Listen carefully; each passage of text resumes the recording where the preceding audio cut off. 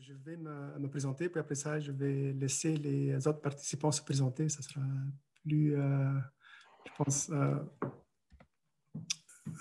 plus approprié qu'ils se présentent. Donc, moi, c'est Ahmed Kouba. Je suis professeur à l'UQAT. Je travaille dans le cadre de l'Institut de recherche sur les forêts.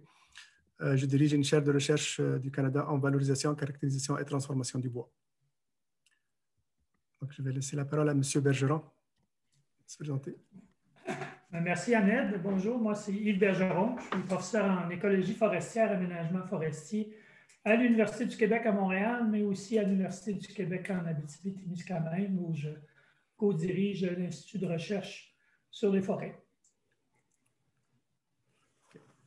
Monsieur Beauregard. Oui, bonjour à tous et à toutes. Martin Beauregard, professeur en création de nouveaux médias ici à l'UQAT.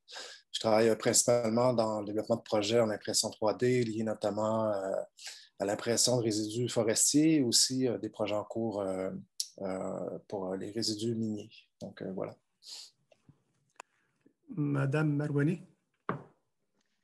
Bonjour à tous, Samna Marouani, donc chercheuse postdoctorale avec Carbone Boréal à l'UQAC et aussi donc docteur en sciences agronomiques et sciences environnementales de l'UQAT.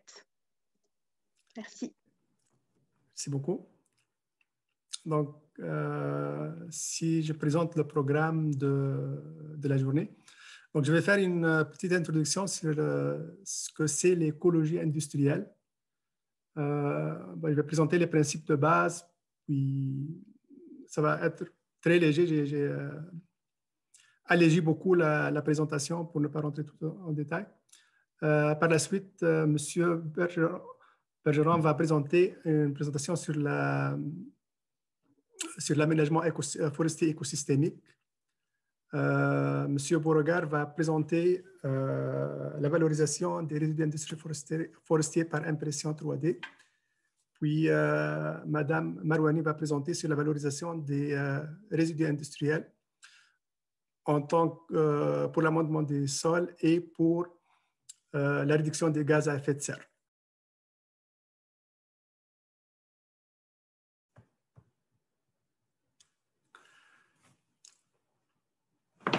OK. Donc, le titre de la présentation s'intitule « Écologie industrielle, cas de l'industrie forestière ». Donc, je vais présenter quelques définitions de ce qu'est l'écologie industrielle. Je vais faire une distinction entre ce que c'est l'écologie industrielle et le développement durable, le pourquoi de l'écologie industrielle. Puis, je vais finir par quelques exemples d'écologie industrielle dans l'industrie du bois. Donc, je vais présenter les principaux procédés de transformation du bois et l'écologie industrielle dans deux exemples. Donc, c'est quoi l'écologie industrielle? La définition la plus simpliste qu'on trouve un peu partout, c'est un moyen pour atteindre la durabilité. Quand on parle de durabilité, en anglais, ça s'appelle sustainability. On trouve aussi que c'est un changement de paradigme entre écologie et l'industrie. Normalement, l'industrie et l'écologie sont deux mondes différents. Donc, l'écologie industrielle permet de atteindre les deux objectifs. C'est un système qui maximiserait l'utilisation rentable des déchets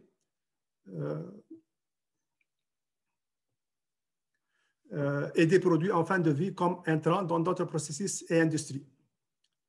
On trouve aussi une autre définition, c'est l'étude des flux de matière et d'énergie à travers des systèmes industriels.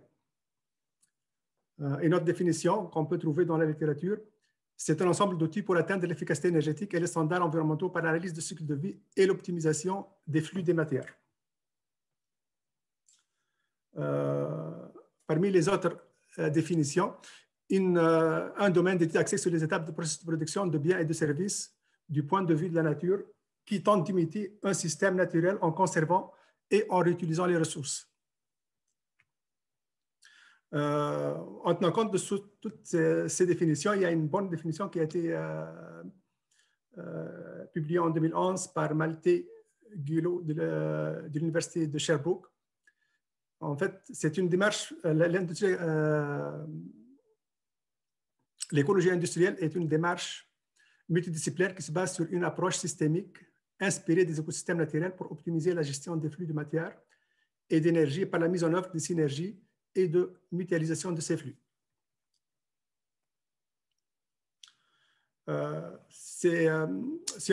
La question qui se pose, c'est quoi la différence entre l'écologie industrielle et le développement durable? Donc, on sait que les trois sphères de développement durable sont l'environnement, l'économie et la société. L'écologie industrielle, en fait, c'est une approche ou une démarche qui permet de favoriser le développement durable. Donc, comme on voit pour l'environnement, donc l'écologie industrielle veut augmenter l'efficience des ressources, faire plus avec moins et réduire les émissions polluantes, comme la réduction des gaz à effet de serre. Au niveau de l'économie, l'écologie industrielle permet de réduire les coûts liés à l'approvisionnement, à la gestion des déchets et la création de nouvelles sources de revenus par la valorisation de ces déchets et des matières résiduelles. Le troisième aspect, c'est la société. L'écologie industrielle permet la création d'emplois liés à la valorisation des déchets, par exemple, et amélioration de la qualité de la vie en réduisant, par exemple, les émissions à gaz à effet de serre et les émissions polluantes. Le pourquoi de l'écologie industrielle. Donc, l'écologie industrielle a été créée pour une prise de conscience double. Tout d'abord, on prélève trop de la nature, donc on parle de surexploitation des ressources naturelles, et aussi on rejette trop de déchets dans la nature. Donc, si on voit un processus traditionnel de transformation des ressources, on a les ressources naturelles, on va les transformer par un procédé quelconque pour avoir des produits et des déchets ou des résidus. Donc, l'objectif de l'écologie industrielle est, premièrement, réduire la pollution industrielle, donc ce qui permet de réduire les coûts de disposition des déchets, éviter l'enfouissement et l'incinération des déchets, donc réduire les émissions de gaz à effet de serre et donner une valeur aux résidus et des déchets. Fermer la boucle de déchets, donc on essaie de favoriser une économie circulaire, maximiser l'utilisation des ressources, donc on utilise moins de ressources consommées et réduire les coûts d'opération. Puis finalement, c'est imiter la nature. Donc, l'écologie industrielle vise à appliquer les principes de la nature, que rien ne se perd, tout se transforme. Donc, si on voit, en résumé, qu'est-ce qu'un procédé qui applique l'écologie industrielle, donc on a dit qu'on veut fermer la boucle des déchets ou l'utilisation d'économie circulaire. Donc, si on a vu tantôt le schéma d'un procédé traditionnel, ici on voit un procédé de transformation circulaire des ressources qui applique les principes d'écologie industrielle. Donc, on a la ressource naturelle, on a une transformation qui nous permet de produire des produits et des déchets. Les déchets sont soit retournés au processus de transformation pour les transformer de nouveau, ou les amener vers un autre procédé de transformation en combinaison avec d'autres sources naturelles pour produire d'autres produits, et elle va nécessairement générer d'autres déchets qui vont être retransformés de nouveau avec ce procédé, ou encore amenés à un autre procédé de transformation. Donc, ici, il s'agit d'appliquer le principe des 3RV. Donc, on a réduire, réutiliser, recycler et valoriser.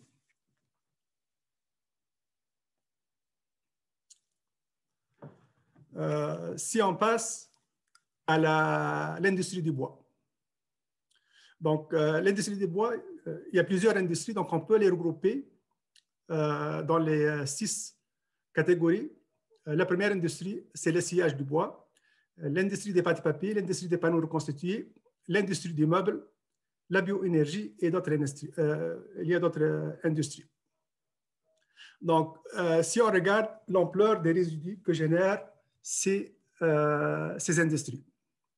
Par exemple, l'industrie du sciage, le rendement de sciage, donc pour produire un sciage, si on prend un arbre, on peut aller chercher entre 40 et 90% de bois de sciage. Tout le reste, c'est des résidus ou des rejets. Pour les panneaux, dépendamment du type de panneau qu'on va utiliser, donc on peut aller chercher 50% de matière première en panneau jusqu'à 88%, puis la balance est des résidus. La même chose pour les pâtes de papier, dépendamment du procédé, donc on peut aller chercher moins de 50% de pâte à partir d'un mètre cube de bois ou jusqu'à plus de 90% de pâte, dépendamment du procédé qu'on va utiliser. On va voir un peu plus tard les détails. Donc, si on regarde un exemple concret de valorisation énergétique des déchets, un exemple concret de l'écologie industrielle, dont ici on a l'exemple de la valorisation énergétique des déchets et des résidus. Ici, on voit un exemple en Nouvelle-Zélande qui utilise l'écologie industrielle. Donc, on voit la demande énergétique et les émissions de gaz à effet de serre dans le secteur forestier. Donc, on voit que la principale source de production énergétique pour des fins de transformation de bois sont les résidus du bois, incluant la liqueur noire. On va voir un peu plus tard ce que la liqueur noire. Donc, plus de 45% des besoins énergétiques de la transformation du bois peuvent être comblés par les déchets ou résidus de la transformation du bois.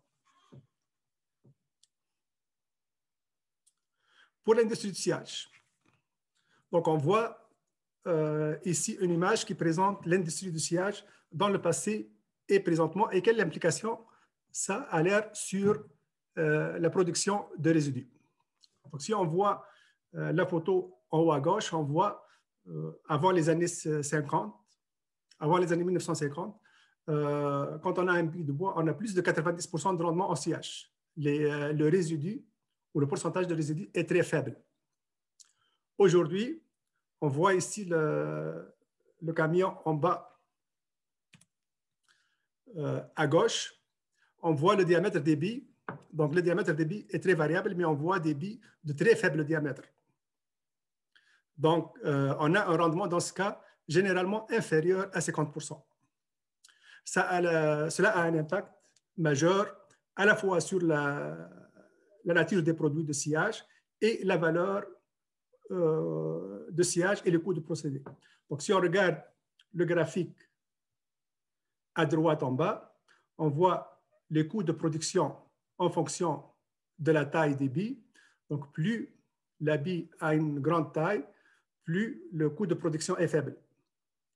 Par contre, ou à l'inverse, la valeur d'une bille de bois, elle augmente en fonction de la taille des billes. Donc, on voit ici la marge de profit, comment elle peut être grande, comme elle peut être déficitaire. Donc, si on a des très petites billes, la marge de profit est vraiment faible comparativement aux billes de grand diamètre. Donc, il y a un enjeu ici au niveau du choix de la bille ou de la récolte de la bille. Donc, ici, on voit un schéma qui nous donne un procédé de sciage. Donc, on a ici le procédé de sciage.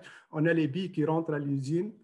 On a l'écorçage, donc on produit l'écorce. Après ça, il y a les différentes opérations de sciage qui produisent des copeaux et des sciures tout le long qui sont des résidus. Par la suite, on va passer au séchage, au rabotage qui produit aussi des résidus, qu'on appelle des planures, ainsi de suite. Au séchage, puis après ça, on a l'emballage, l'expédition.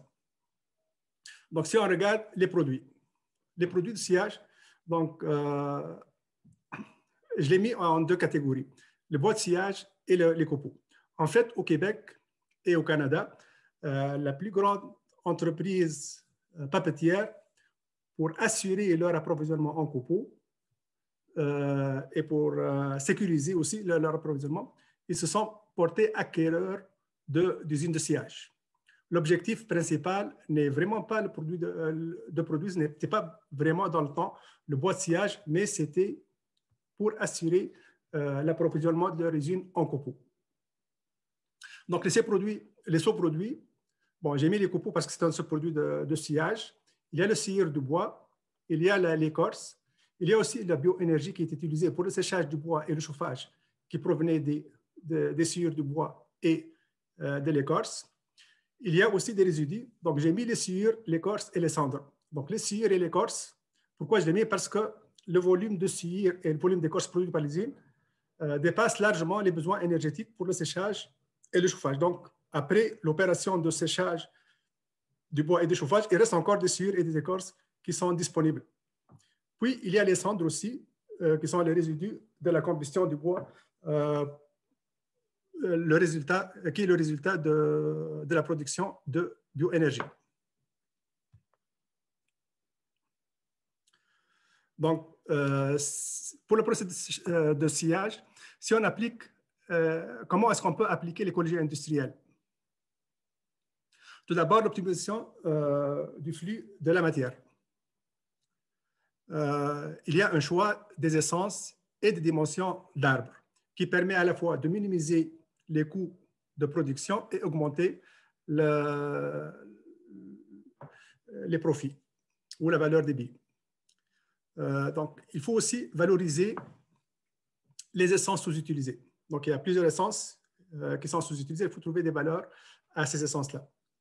L'amélioration génétique des arbres, tant pour la croissance que pour la qualité. Donc, les besoins de bois sont toujours croissants. Donc, une des moyens pour augmenter la taille et la qualité sont les pratiques d'amélioration génétique. Il y a également aussi les pratiques d'aménagement forestier durable ou l'aménagement forestier intensif qui peuvent être appliquées aussi pour améliorer le flux de la matière première. L'autre aspect qu'on peut utiliser pour l'écologie de l'industrie forestière, pour l'industrie du sciage, donc on substitue les produits de sciage par des produits d'ingénierie. Si je regarde ici, par exemple, pour le graphique à droite, on voit ici l'analyse du cycle de vie des produits de transformation du bois. Donc ici, il y a des produits qui sont en introduction, des produits qui sont en croissance. Donc ces produits-là sont généralement les produits d'ingénierie. Puis il y a les produits qui sont en maturité et des produits en déclin. Donc le produit qui est le plus en déclin, c'est le bois d'œuvre ou le bois de sciage. Donc il y a moins de bois de sciage. En fait, le bois de sciage maintenant est moins vendu comme bois de sciage tel quel pour la construction, mais il est vendu pour d'autres usines qui vont faire les produits d'ingénierie, comme on voit ici les fermes de toit ou les murs, ainsi de suite, sont faits. Donc, le bois se vend pour une deuxième transformation et non pas comme produit fini. Donc, le bois de sciage est rendu comme matière première et non pas comme produit fini. Le deuxième point, c'est diversifier le panier des produits. Par exemple, aujourd'hui, la demande des pâtes les pâtes papier pour la diminution de la demande pour le papier journal a entraîné une chute des prix du copeaux de bois. Donc, si on produit la même quantité de bois de sciage, avec les procédés actuels, on va produire toujours la même quantité de copeaux. Donc, il y a aujourd'hui un surplus de copeaux de bois. Donc, il faut faire des développements pour produire moins de copeaux en faveur d'autres produits comme les lamelles pour les panneaux ou les panneaux à lamelles orientées. Puis, le troisième aspect, il faut fermer la boucle des résidus, comme on dit, pour un des principes de l'écologie industrielle. Donc, il faut trouver toujours une valorisation des résidus la plus facile et la plus accessible pour les usines de sciage, c'est la valorisation énergétique. Néanmoins, il y a aussi d'autres pistes de valorisation, comme la valorisation chimique ou d'autres types de valorisation qu'on peut appliquer. Le deuxième cas, c'est les procédés papetiers. Donc, si on vous met en contexte, donc pour les procédés papetiers, on produit les pâtes papier par différents procédés. Donc, il y a les procédés qu'on appelle mécaniques et thermomécaniques et les procédés chimiques. Pour les procédés mécaniques et thermomécaniques, le rendement est généralement très élevé. Donc, par exemple, si on prend le procédé mécanique du meule, qui est juste frotter le bois à un meule pour produire de la sciure ou de la fibre. Donc, c'est le procédé qui est utilisé pour les papiers journaux, pour le papier satiné, pour le papier couché, ainsi de suite. Le procédé thermomécanique, c'est un procédé qui se rapproche du meule, mais il y a un traitement thermique avant le procédé mécanique. Donc, c'est le même type de papier. Si on va plus loin pour les procédés chimiques, donc on voit pour le rendement pour les procédés mécaniques sont très élevés, donc il n'y a pas beaucoup de pertes. Par contre, pour les rendements chimiques, pour les procédés chimiques, les rendements sont très faibles. Donc, on perd jusqu'à 55% de la fibre de bois pendant ce procédé.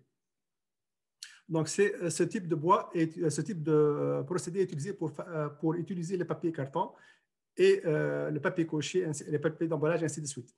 Donc, si on regarde aujourd'hui, la situation aujourd'hui, malheureusement, les procédés mécaniques sont de moins en moins utilisés, mais les procédés chimiques, la demande n'est pas affectée à cause des besoins agrandissants en termes de matériaux d'emballage, comme le papier carton et le sac brun qu'on trouve dans les épiceries. Donc, les procédés actuels vont tendance à générer beaucoup plus de résidus que les procédés mécaniques. Donc, si on regarde un peu ce qui se passe dans le cas des procédés papetiers, dans le cas des pâtes chimiques. Donc, le principe est simple. Donc, on a découpé plus des produits chimiques, on les met dans un lessiveur. Donc, dans le lessiveur, on a des pâtes qui va être de 45 à 55% du bois qu'on a utilisé. Ce bois est caractérisé par une teneur élevée en cellulose. Donc, tout se fait dans un réacteur. Puis, on a les extrants. Les extrants, on a les liqueurs noires, on a les acides gras, les extractibles, les matières inorganiques et la lignine modifiée. Donc, tous ces sont des résidus. Tous ces produits sont des résidus ou des rejets du procédé papetier. Donc, on a de 45 à 50% aussi de résidus de la production papetière qui est générée par ce procédé. Donc, dans un procédé moderne, aujourd'hui, malgré qu'on a seulement un rendement à 45%, la production des procédés de mise en pâte craft se fait dans un procédé fermé. Donc, on a ici la préparation du bois, on a la préparation chimique, ainsi de suite, puis on va vers la mise en pâte, et ainsi de suite. Donc, si vous remarquez que tout est fermé, par exemple, on utilise des produits chimiques. Après la mise en pâte, la liqueur qui sort, on l'utilise, puis on va récupérer le produit chimique qu'on a utilisé pour la mise en pâte. Donc, on va la recycler, puis on va l'utiliser de nouveau. Il y a également un contrôle au niveau des émissions. Donc, on a un contrôle des pollutions.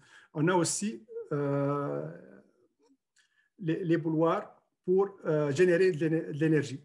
Donc, tout se fait dans un système fermé, de telle sorte qu'on minimise les pertes. Mais il reste encore des produits qui ne sont pas utilisés, comme la liqueur noire. La liqueur noire, il faut aller l'envoyer à une autre usine pour aller extraire la lignine ou faire d'autres transformations pour l'utiliser dans d'autres applications.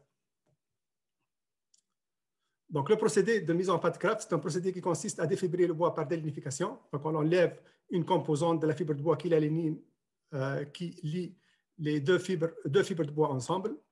Il se base sur une réaction chimique qui permet de dissoudre la lignine de la lamelle moyenne de la fibre. Le procédé implique un traitement de coupeau avec un mélange d'hydroxyde de sodium et de sulfure de sodium qui rompt les liens qui unissent la cellulose. C'est un procédé, comme j'ai dit, aujourd'hui, c'est un procédé à boucle fermée. Par contre, il y a quelques années, le procédé craft et le procédé chimique étaient des procédés excessivement polluants puisque les eaux et les liqueurs qui sortent sont généralement versées dans l'environnement. Quels sont les résidus des procédés papetiers et quel usage qu'on en fait? Tout d'abord, il y a l'écorce.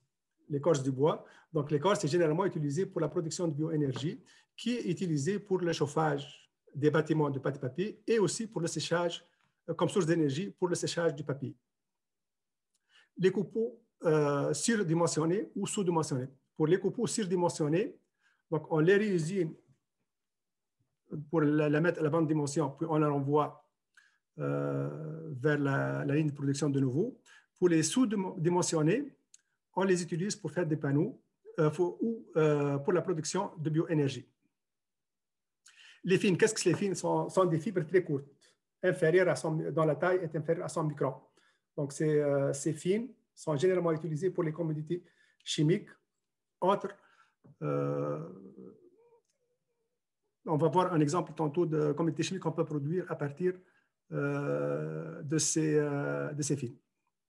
Il y a la liqueur noire. La liqueur noire, c'est la solution qui est utilisée, qui sort après la réaction chimique. Donc, après qu'on fait la réaction chimique pour faire la pâte, il y a une liqueur. C'est une liqueur noire, c'est une liqueur qui est très riche en lignine. Donc, la réaction de mise en pâte, qu'est-ce qu'elle fait? Elle va dissoudre la lignine qui se trouve dans la fibre de bois.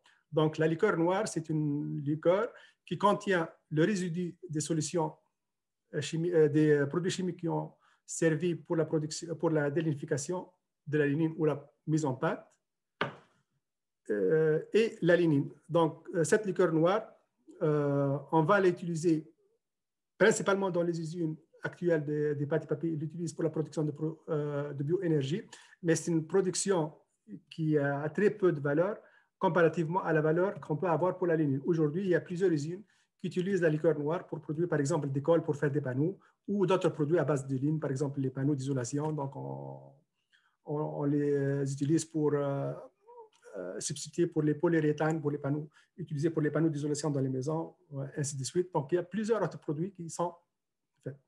Un autre produit, un autre résidu des pâtes papier, qui sont les eaux usées et les boues papetières.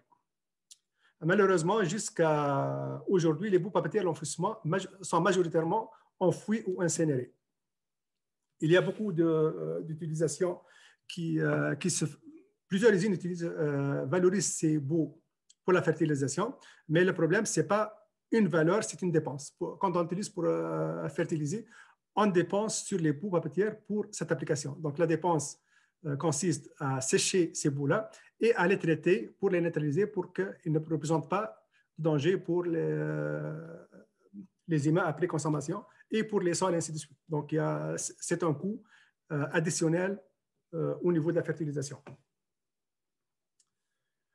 Il y a le résidu des produits chimiques. Donc, ce qu'on fait généralement aujourd'hui, on fait le recyclage de ces résidus. Donc, par exemple, quand on utilise la soude caustique pour la mise en pâte chimique, après la mise en pâte, on va récupérer cette soude, puis on va la remettre dans la production. Finalement, il y a les cendres. Les cendres sont généralement utilisées pour la fertilisation. Ici, par exemple, on va voir quelques applications d'écologie industrielle dans un procédé de papetier. Donc, les industries des pâtes et papier est parmi les industries qui appliquent le plus le principe d'écologie industrielle par l'entremise de procédés qu'on appelle le bioraffinage. Donc, si on prend en exemple la ligninosulfonate, donc la ligninosulfonate, on peut l'utiliser pour différentes applications. Donc, l'application la plus populaire est la combustion pour la production d'énergie pour les besoins énergétiques de l'usine des pâtes et papier elle-même. On peut aussi l'utiliser pour faire produire des phénols et des gaz de synthèse pour des applications aussi énergétiques. On peut l'utiliser pour les composés d'additifs de résine.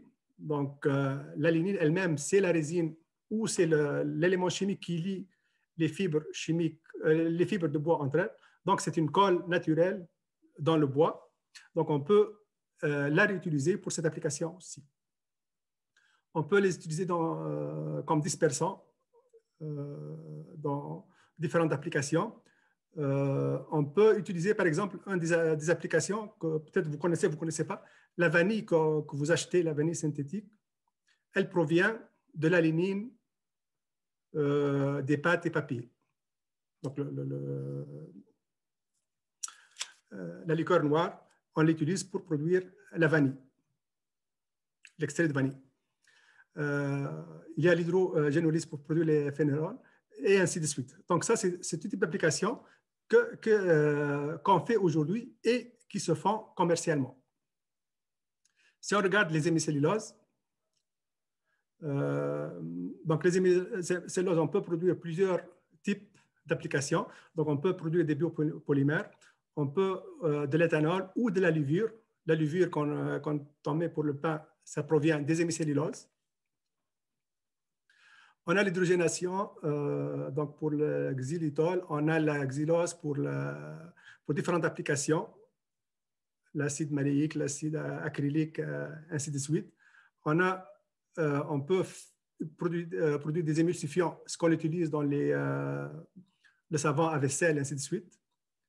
Pour les catalyseurs, pour produire de l'éthanol, la levure et le mannitol, ainsi de suite. Donc, ce sont tous des réactions qui se font dans le cadre des procédés papetiers et surtout les usines qui procèdent des unités de bioraffinage. Donc, pour résumer, l'écologie industrielle est appliquée dans l'industrie moderne de la transformation du bois. Cependant, il y a encore du chemin à faire. Le premier problème, c'est la valorisation des résidus sans issue, comme le cendre, les résidus de la combustion du bois, les boues papetières, les écorces et autres résidus. Puis aussi, il y a la surproduction de certains sous-produits dans les copeaux de bois. Donc, c'est tout. Je pense que j'ai simplifié pour les fins de cette présentation. Donc, on passe à M. Bergeron. M. Bergeron, est-ce que vous prêt? Oui, ben, je vais essayer de partager mon écran. Écoutez, j'ai une longue présentation, mais dans le fond, ce que je veux partager avec vous, c'est un peu plus le concept.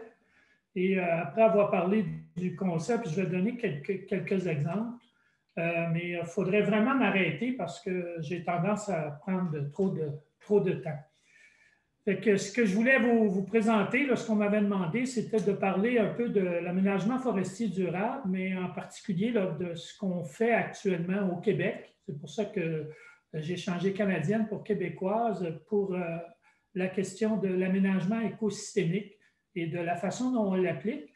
Puis j'ai pensé au début vous donner un petit historique de la façon dont on a aménagé les forêts au Québec depuis 1970. Avant 1970, le Québec, c'était des concessions forestières qui étaient données aux entreprises. En fait, ils avaient à la fois la forêt et souvent la faune. Donc, les gens pouvaient aller à la chasse sur ces concessions-là s'il y avait la permission des compagnies forestières.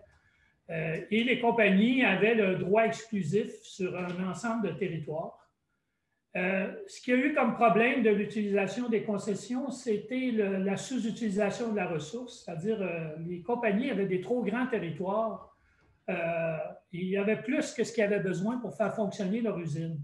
Et donc, en 1970, le Québec a commencé à rétrocéder les concessions pour essayer d'augmenter, si on veut, les biens et services qui pouvaient venir de la foresterie en enlevant les droits exclusifs et en donnant des droits qui permettaient de faire un petit peu plus de développement économique. Et donc, tranquillement, entre 1970 et 1987, on a rétrocédé les concessions et c'est le gouvernement du Québec qui est devenu l'acteur principal dans l'aménagement et la mise en valeur des forêts du Québec. Les compagnies s'occupaient des usines et de la transformation.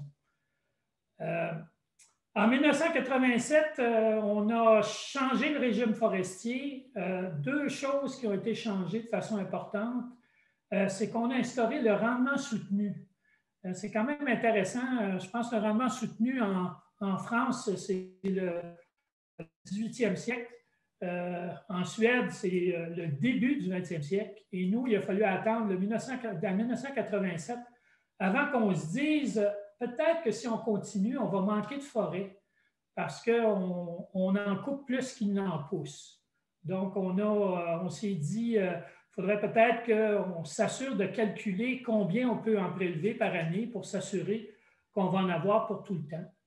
Donc, on a instauré cette politique de rendement soutenu où on faisait des inventaires et on regardait quelle était la quantité de bois qui était disponible et de s'assurer de ne pas dépasser cette quantité de forêt. Et on a donné la gestion de la forêt à l'industrie. Donc, c'est l'industrie maintenant qui n'avait pas des concessions, mais qui avait comme des baux. On leur donnait un territoire pour 25 ans, puis on leur disait, bien, c'est à vous à en faire l'aménagement, puis le gouvernement va surveiller ce que vous faites. En 1990, il y a eu le début des certifications forestières. Ça veut dire que pour vendre le bois, les compagnies devaient certifier le territoire sur lequel ils faisaient l'exploitation. Donc, ils devaient montrer qu'ils le faisaient d'une façon environnementalement et socialement correcte. Et il y avait des organismes de certification qui existent. Il y en a plusieurs, mais celui qui est le plus contraignant, c'est le Forest Stewardship Council, le FSC, qui a des normes qui sont assez élevées au niveau, entre autres, de l'écologie, du maintien de la biodiversité, etc. Et actuellement, au Québec, on pourrait dire que 100% des territoires qui sont exploités sont certifiés soit par un organisme de certification ou un autre. Donc, ils doivent avoir le logo sur le bois qu'ils vendent. En 1999, il est arrivé une révolution.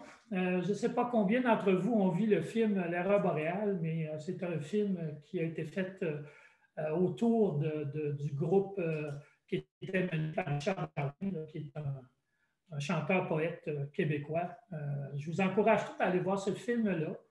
Ce qui ressortait du film, c'était une surexploitation de la forêt, mais surtout le fait que l'idée que c'était l'industrie forestière qui était roi et maître, ça allumait une idée que la forêt n'était pas pour tout le monde, la forêt était juste pour l'industrie.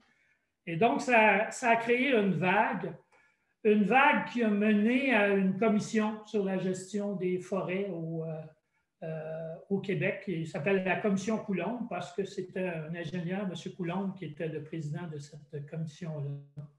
Et cette commission-là, qui était un peu la réponse à l'erreur boréale, ont formulé 81 recommandations.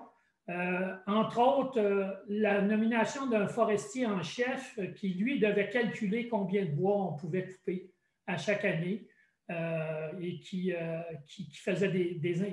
continue à faire des inventaires et à calculer quels sont les approvisionnements possibles en bois pour chacun des territoires au Québec.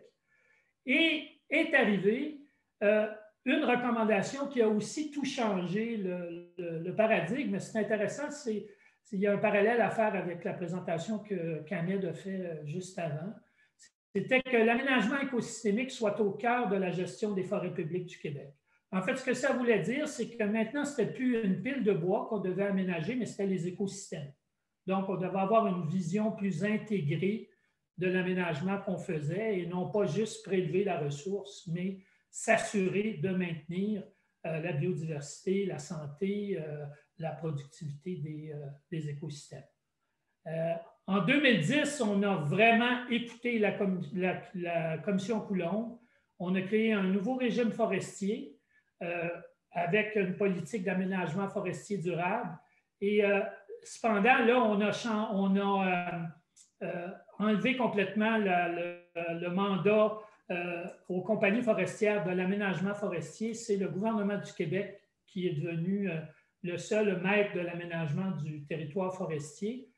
Les compagnies forestières, maintenant, sont là pour faire la transformation et l'exploitation, mais pas pour faire l'aménagement ni la planification. Et on a instauré que cet aménagement-là devait être écosystémique. Et puis, j'ai mis une autre date, j'ai mis 2021, parce que plusieurs d'entre vous, probablement, avaient écouté l'émission Enquête, qui a comme conclusion, ou qui pourrait avoir comme conclusion, que malgré tous ces changements-là, il y a encore des problèmes et que la forêt québécoise est encore surtout aménagée pour les besoins des grandes entreprises forestières. Fait qu'après cette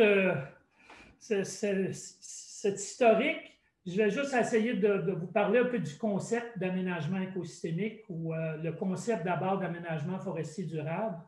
En 1995, les ministres des Forêts du Canada se sont rencontrés et ont établi des critères d'aménagement forestier durable. Et il y avait 6 critères.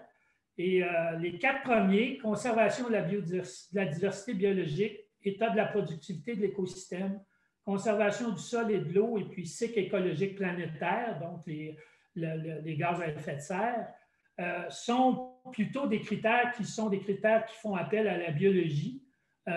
Les autres critères faisant plus appel à la gestion, c'est-à-dire s'assurer que la forêt, ça ne soit pas juste pour la production économique, mais que ça soit aussi pour toute la société, que ça crée, d'une part, que ça crée des emplois et que ça implique l'ensemble des demandes que les gens ont vis-à-vis la foresterie ou la forêt.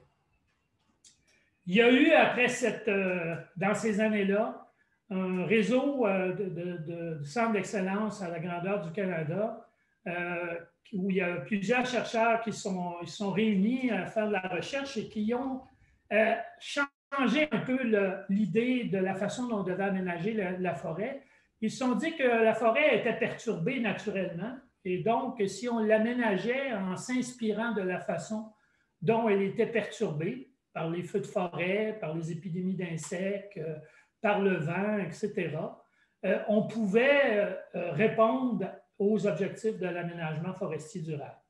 Donc, ce paradigme-là, de s'inspirer des perturbations naturelles, c'est devenu une tendance assez lourde en foresterie dans la plupart des provinces canadiennes, et particulièrement au Québec, dans la mesure où au Québec, ça fait partie maintenant de la loi que l'aménagement écosystémique soit au cœur de la gestion des forêts publiques du Québec. C'est inclus dans l'aménagement durable forestier depuis avril 2010.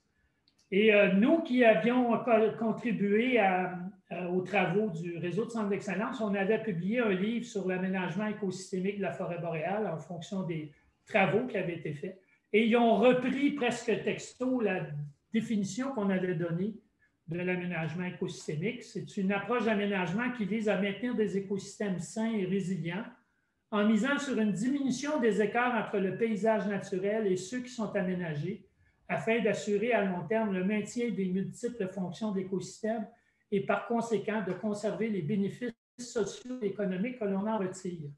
En fait, cette approche-là, c'est une approche très pragmatique. On se disait, bon, oui, il y a la façon dont les écosystèmes fonctionnent, mais qu'est-ce qu'on peut faire? On ne peut pas refaire la nature. Il y a des contraintes à l'aménagement. Donc, le but, c'est de réduire l'écart. Pas forcément d'imiter la nature, mais bien de minimiser les écarts qui existent entre l'impact de l'aménagement sur le territoire et ce qui existait à l'état naturel. Donc, ici, c'est comment on peut faire ça? C'est essayer de maintenir l'ensemble des propriétés qu'il peut y avoir au niveau des écosystèmes. Donc, c'est très intégrateur. Et ça se distingue de ce qui existait par le passé qu'on appelait la gestion intégrée.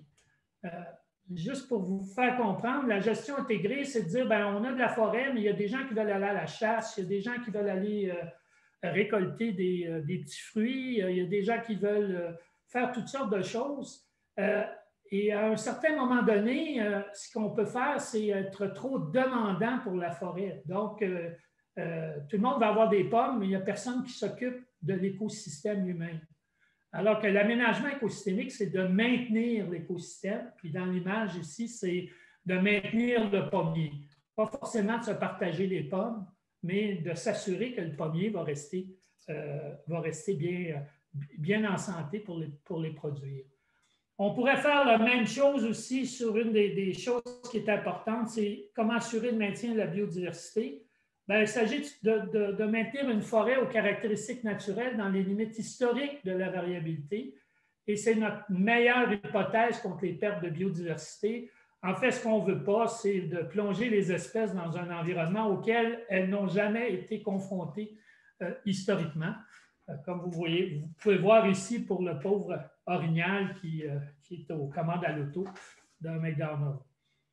Donc, on a défini un processus d'aménagement. Puis quand je dis on, là, c'est une démarche qui a été faite, c'est la démarche actuelle qui est faite par le gouvernement du Québec. Il s'agit de regarder les paysages naturels, puis de les comparer aux paysages aménagés. De regarder c'est quoi les principaux écarts qui sont identifiés entre ce qu'on fait actuellement comme aménagement, puis ce qu'il y avait comme régime de perturbation et dans les milieux naturels. Et après, bon, ben, de décider de changer nos pratiques sylvicoles, de changer nos méthodes d'exploitation, d'aménagement de la forêt. Et donc, de regarder par la suite là, si c'est socialement acceptable ou si c'est économiquement faisable. Parce qu'on a quand même une contrainte économique et une contrainte sociale. Si je vous dis, moi, que la nature fait des feux de 5000 km², puis que je m'en vais vous reproduire ça dans votre cours, peut-être que vous n'aimerez pas ça qu'il y ait une coupe sur 5000 km². Donc, il y a des limites à ce qu'on peut accepter en termes d'analogie entre ce que fait la nature et ce que fait le... J'arrive aux exemples. J'espère que je vous ai expliqué. Je vais vous continuer à vous expliquer le concept, mais à travers l'exemple des incendies forestiers, parce que pour la majorité du Québec boréal, les incendies forestiers sont la perturbation majeure. Donc, c'est ça qui génère la dynamique forestière, si on veut. Les forêts naissent par le feu et finissent par mourir par le feu. Puis, il y a une période dans laquelle ils vont croître entre les deux intervalles de feu. Donc, on peut peut-être définir la variabilité naturelle en fonction des caractéristiques des feux, les intervalles entre deux feux, puis la variabilité naturelle peut être très grande. Ça peut être 10 ans, ça peut être 100 ans, ça peut être 1000 ans. Il y a même des forêts boréales au Québec qui n'ont jamais brûlé. La superficie, ça peut être très petit, quelques kilomètres carrés, quelques hectares, ou ça peut être des grands feux. On a déjà eu des feux de plusieurs milliers de kilomètres carrés dans la région de la baie James. Et aussi, ils peuvent être sévères ou pas sévères, c'est-à-dire si vous avez un feu qui brûle au printemps quand le sol est très mouillé, parce que la neige vient de disparaître, bien, le sol ne va pas brûler. Les arbres vont mourir, mais le sol ne brûlera pas. Mais si vous avez un feu au mois d'août, après une longue sécheresse, le sol peut brûler, la matière organique peut brûler jusqu'au sol minéral. Fait que ça vous donne une variabilité naturelle. Puis cette variabilité naturelle-là, bien, c'est ce qu'on essaie de maintenir. Ce qu'on ne veut pas, c'est le petit rond jaune, c'est-à-dire être à côté, faire toujours des coupes à des intervalles très petits sur des grandes superficies avec une très grande sévérité. Ce qu'on veut, c'est viser un peu l'objectif dans le milieu de la variabilité naturelle. Comme c'est mentionné ici avec l'aménagement écosystémique. Si on continue dans la démarche, bien, je peux vous dire ce qu'on fait comme foresterie actuellement ou ce qu'on a fait. Essentiellement, au Québec, presque 80% du territoire de la forêt boréale. C'est différent dans la forêt tempérée, là, dans la forêt d'érablières, mais si on parle de la forêt de conifères, on fait des coupes avec protection de la régénération et des sols. Ces coupes-là se font avec des sentiers répartis. Où on a des bras d'abatteuse qui sont assez longs, donc on ne perturbe pas entre les sentiers parce qu'on va chercher les arbres avec un bras important.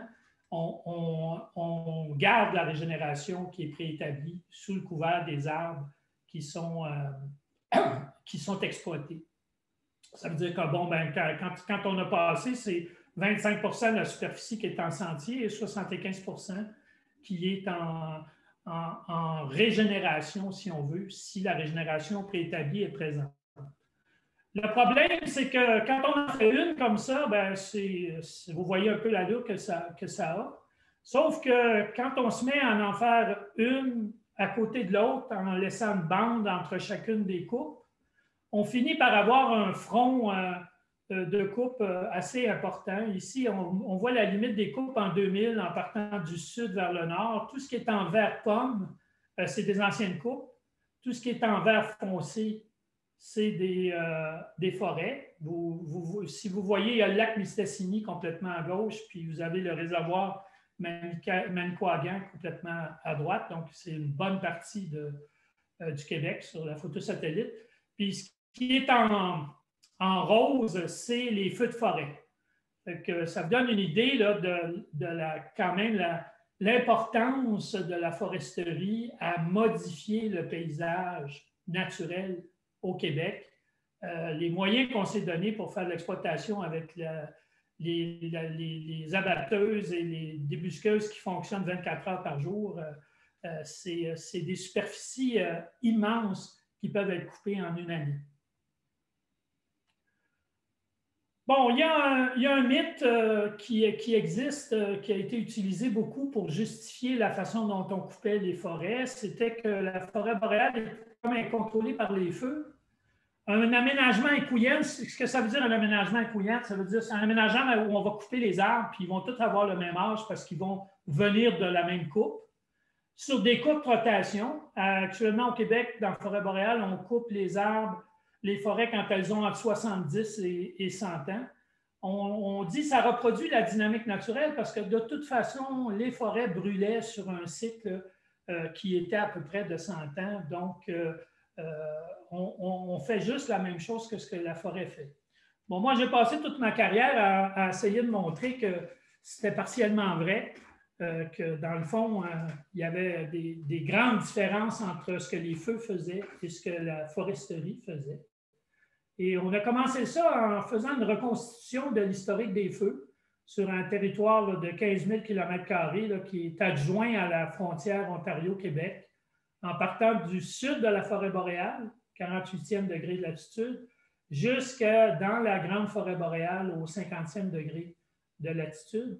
Et ce que vous avez sur cette carte-là, c'est l'âge d'initiation des forêts sur le territoire. C'est-à-dire, on s'est promené sur le territoire, on a âgé les arbres, on a regardé des archives, des photos aériennes, on a daté des cicatrices, etc., pour réussir à avoir une idée de quelle était la fréquence des feux et quelle proportion du territoire émanait de différents âges. Et si vous reprenez cette carte-là, puis vous regardez les proportions en fonction du temps depuis le dernier feu, ce qu'on s'aperçoit, c'est que dans le fond, l'âge moyen des forêts est de 139 ans. Je vais revenir plus loin sur l'âge moyen d'une coupe à 100 ans, mais ce n'est pas du tout la même distribution. Ça va donner un âge moyen de 50 ans. Donc, l'âge moyen est quand même assez âgé. Et il y a beaucoup de peuplements qui dépassent l'âge à laquelle on les coupe normalement. Donc, 57 % ont plus de 100 ans, 23 % ont plus de 200 ans. Donc, quand on regarde un paysage naturel, puis qu'on regarde les classes d'âge, on voit bien que sous un cycle de feu de 140 ans, on a beaucoup plus de forêts anciennes et beaucoup moins de forêts jeunes par rapport à une rotation forestière qui serait une coupe à tous les 100 ans, où là, on s'aperçoit qu'on élimine complètement les forêts de plus de 100 ans et où on a une surproportion de forêts qui sont plus jeunes. Il faut juste que vous compreniez que le feu est un phénomène aléatoire, donc il peut brûler 2 fois. Il n'est pas obligé d'attendre que la forêt ait 100 ans pour brûler. Il peut brûler 2 forêts jeunes, alors que la coupe, elle est systématiquement faite à l'âge de 100 ans. Ce qui fait qu'il y a beaucoup de forêts qui ont la chance de dépasser 100 ans, même si le taux de prélèvement est le même par le feu ou par la coupe. C'est 2 distributions différentes. Là. Il y a une distribution qui serait logarithmique, puis une autre distribution là, qui serait complètement régulière. Bon, on a fait ça pour plusieurs endroits au Québec, là, avec beaucoup d'étudiants au cycle avancé. Puis, je veux dire, c'est partout la même chose. Peu importe où on va dans la forêt boréale québécoise, la proportion de forêt qui est plus que l'âge à laquelle on les coupe, elle est très grande. Donc, c'est probablement le plus grand enjeu de différence entre la foresterie et les perturbations naturelles. Si on regarde durant toute la période Holocène, on est capable de refaire l'historique des feux en regardant les charbons qui sont enfouis dans les lacs. Ce qu'on s'aperçoit, c'est que pendant toute la période Holocène, il y a toujours eu un pourcentage assez élevé de forêts de plus de 100 ans. On voit que le minimum que la nature a pu connaître, c'est à peu près 30 % de forêts anciennes. Puis les petits X, c'est la situation aujourd'hui dans le paysage qui a été étudié là, dans l'ouest du Québec, où on voit qu'on est au-dessus pour les forêts jeunes, mais bien en dessous pour les forêts qui sont anciennes. Donc, c'est un enjeu qui est très, très important, c'est le maintien des vieilles forêts. Pourquoi il faut maintenir les vieilles forêts? Je regarde là, puis Annette, tu m'arrêteras. C'est sûr que quand on regarde la biodiversité, c'est très, très difficile de prendre chacune des espèces les unes à la suite des autres et de regarder de quoi elles ont besoin pour se maintenir. C'est beaucoup plus facile de regarder quels habitats elles occupent. Et en préservant les habitats, on a l'impression qu'on va être capable de préserver des espèces ou la diversité biologique qui l'habitent. C'est ce qu'on appelle le filtre brut. On se dit qu'il faut maintenir la majorité des habitats et donc on va maintenir la majorité des espèces. Puis malheureusement, il y a certaines espèces qui vont passer à travers le filtre parce qu'elles ont des exigences qui dépassent l'exigence de maintien d'habitat. Et donc là, il faut avoir une approche qui est beaucoup plus ciblée. Au Québec, le caribou des bois, par exemple, est une espèce qui doit répondre à des questions et à des filtres beaucoup plus fins que le maintien de l'orignal ou le maintien de d'autres espèces qui font partie de la biodiversité.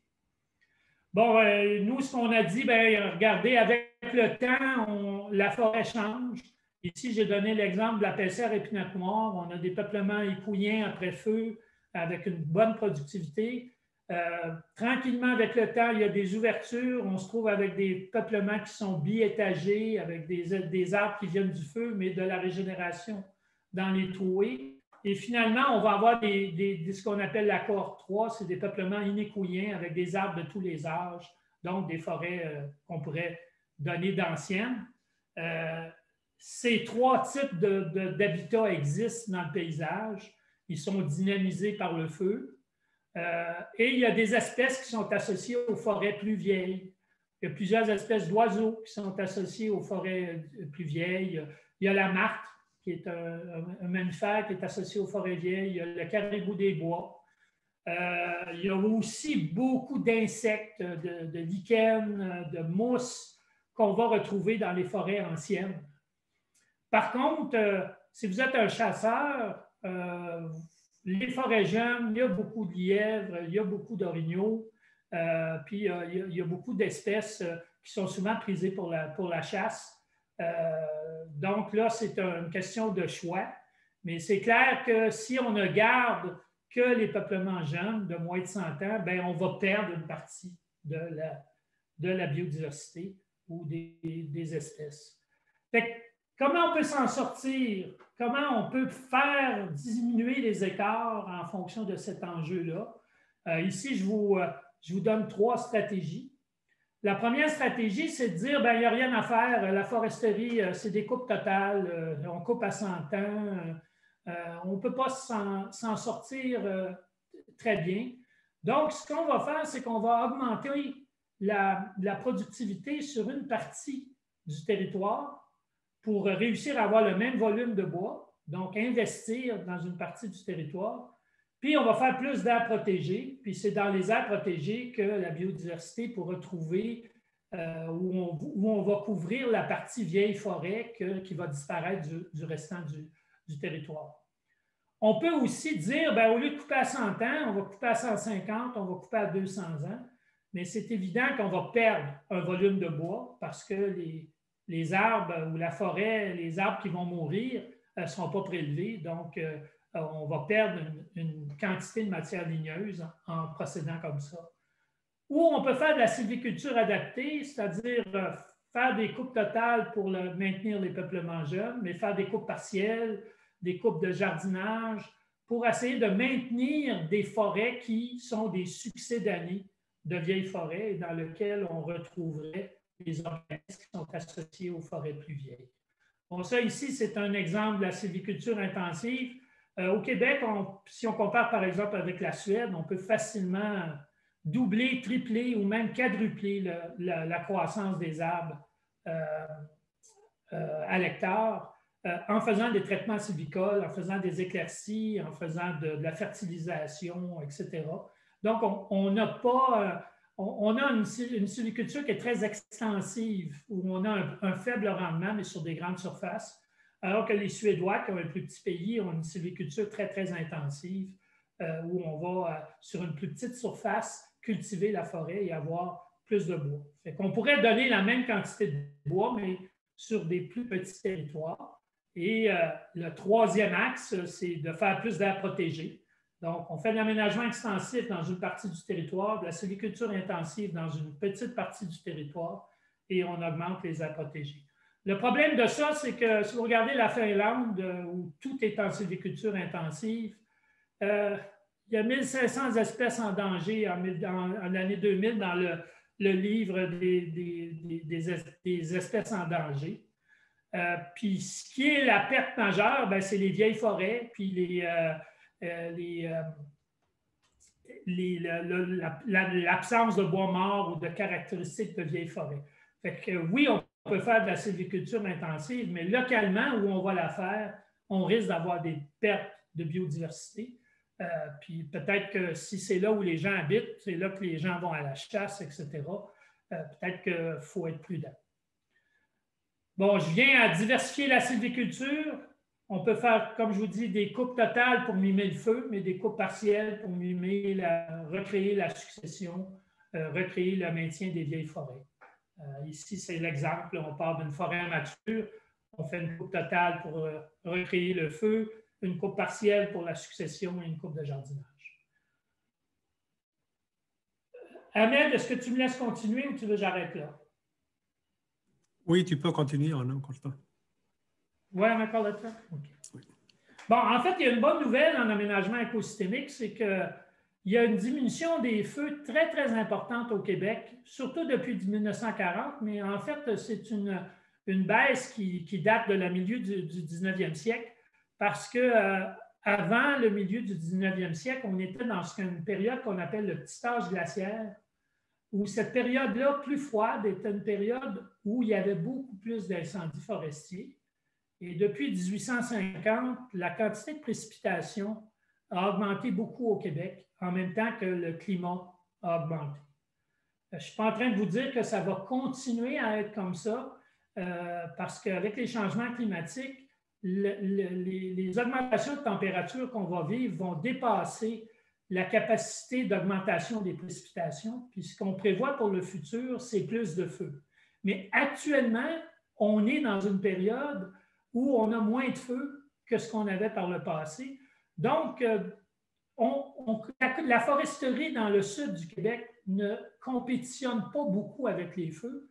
Donc, on a encore la possibilité d'imiter le feu par la coupe.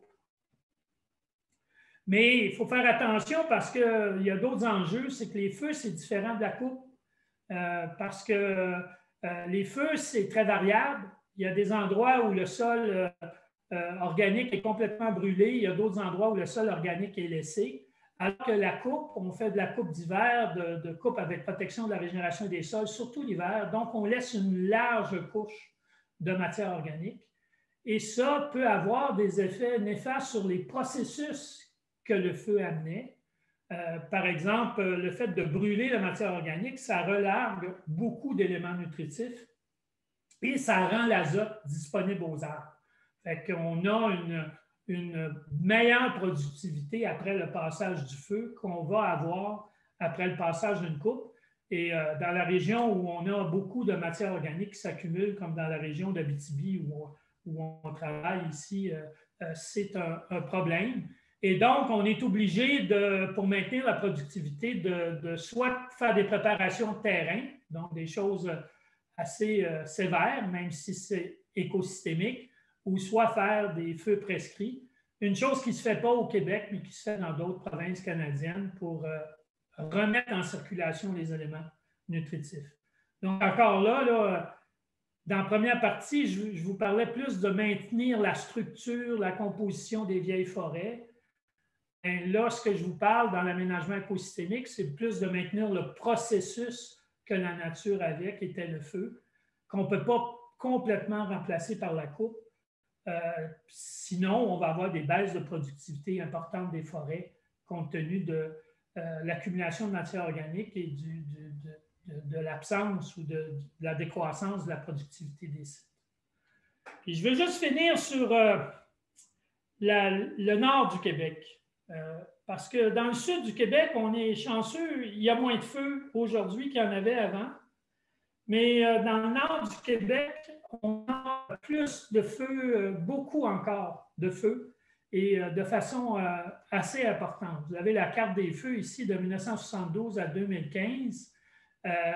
Il y a encore des feux dans la zone où on veut faire de l'exploitation forestière.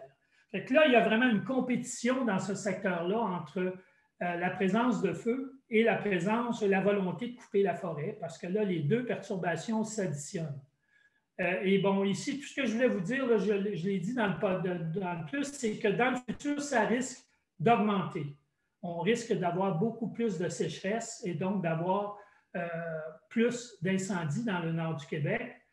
Et quand on regarde les simulations, dans certains cas, on va sortir de la variabilité qu'on a connue dans les 6000 dernières années, c'est-à-dire dans les 8000 dernières années. On risque d'être dans des quantités de feux qui vont être des feux qui dépassent ce que la forêt a connu dans le passé. Fait que ça a amené le gouvernement du Québec à décider de où on allait arrêter de faire de la foresterie, à partir de quand ça ne serait plus durable. Et c'est quand même assez extraordinaire pour le gouvernement du Québec. Je pense qu'on peut en être fier parce que c'est un des rares endroits dans le monde où on a arrêté de faire de la foresterie pour des raisons écologiques et pas pour des raisons économiques. Et ici, ce que vous avez, c'est la grande zone de la Paissière Noire, qui est la zone d'exploitation où se fait le maximum d'exploitation dans la forêt boréale. Puis on a mis des couleurs sur la capacité du territoire à y faire de la foresterie durable. Tout ce qui est en vert, c'est possible. Tout ce qui est en rouge, c'est impossible. Et tout ce qui est en jaune, c'est possible, mais il faut tenir compte des enjeux importants qu'il y a, qui sont soit une croissance trop faible, soit la présence d'incendies forestiers trop importants. Fait qu'actuellement, toutes les zones en vert sont ouvertes à la foresterie. Et les zones en jaune, avant d'être ouvertes à la foresterie, on doit faire la démonstration que ça soit durable. Bon, la raison pourquoi on a décidé d'arrêter puis de mettre des zones vertes, des zones jaunes et des zones rouges, c'est vraiment en lien, dans la majorité des cas, en fonction du risque de feu.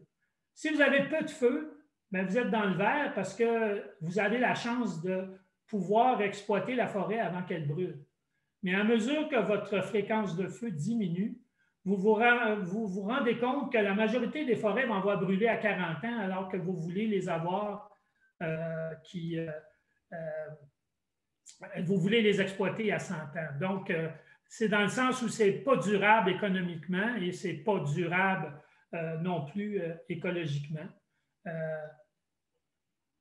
Une des choses je vais juste remonter en haut. Une des choses aussi qui limite énormément l'exploitation forestière dans ces zones-là, c'est que les forêts sont capables de se régénérer. On a des arbres qui sont des kamikazes, qui ont des cônes avec de la cire qui les recouvre, l'épinote noire et le pin gris. Et même s'ils sont tués par le feu, les cônes ouvrent après le feu et les jeunes semis vont germer. Vous allez passer d'une forêt complètement brûlée avec plus aucun arbre vivant, mais une régénération produite par les cônes. Mais ça prend un certain nombre d'années avant que ces cônes-là se développent. Et on pense à au moins 30 ans. Donc, si vous avez 2 feux successifs dans l'intermédiaire de 30 ans dans un endroit, Mais ce qui arrive, c'est que vous perdez la forêt. Et le nord du Québec, tranquillement, est en train de perdre une partie de sa forêt au profit de landes non forestières.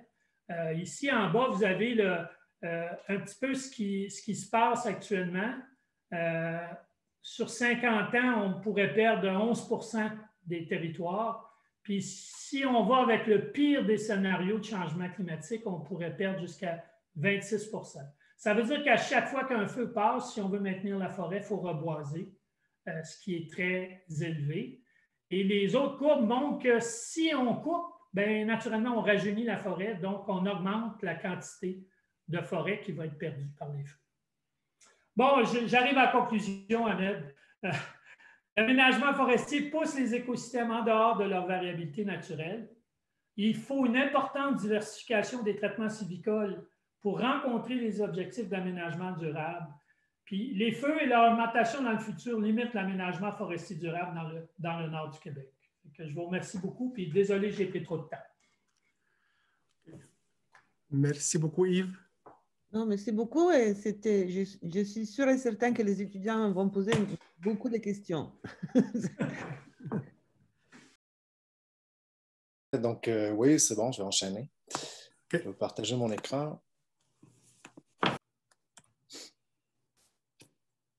Donc, la présentation va porter principalement sur la valorisation des résidus de l'industrie forestière par impression 3D. J'ai divisé la présentation en 3 parties, qui sont 3 axes de recherche et de création au laboratoire d'impression 3D de l'UQAT. Donc, la première partie sera la fabrication de matériaux imprimables en 3D. Ensuite, la reconception, redesign d'imprimantes 3D et le développement de pratiques en art écologique. Donc, sous forme de prémisse, avant de débuter la présentation des 3 volets, je vais situer d'abord le laboratoire par rapport à l'intégration d'approches intersectorielles sur lesquelles on travaille à l'UQAT. Donc, l'idée, c'est de développer des projets en impression 3D à travers lesquels on va réunir à la fois les arts, le design, sciences naturelles et aussi le génie. Donc, actuellement, il y a 3 départements qui collaborent ensemble pour des projets de recherche en ingénierie, en création numérique et aussi en génie et environnement minier pour des projets plus récents et foresterie. Donc, les projets que je vais vous présenter sont reliés aussi à différents projets sur lesquels on travaille, notamment Audace et Nouvelles Frontières, qui sont plus liés à l'impression de résidus forestiers et développement de nouvelles formes d'art écologiques. Et aussi d'autres travaux de recherche en impression 3D qui sont liés aux arts numériques, notamment la matérialisation du son, la traduction de données ou d'archives sonores à travers l'impression 3D. Donc, ces travaux de recherche que je vais vous présenter sont davantage concentrés sur cet aspect qui est l'intersectorialité, mais je vais vous présenter aussi des créations qui sont liées entre les arts plastiques et aussi les arts numériques. Donc, c'est de travailler à la fois la virtualité des nouvelles formes de matérialité qu'on développe, mais aussi des applications, une forme de matérialité concrète physique.